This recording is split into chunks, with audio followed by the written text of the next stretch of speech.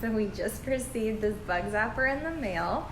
It's portable. You can charge it by USB port. So I'm gonna try it, take it out of the box, and see if it works outside for us.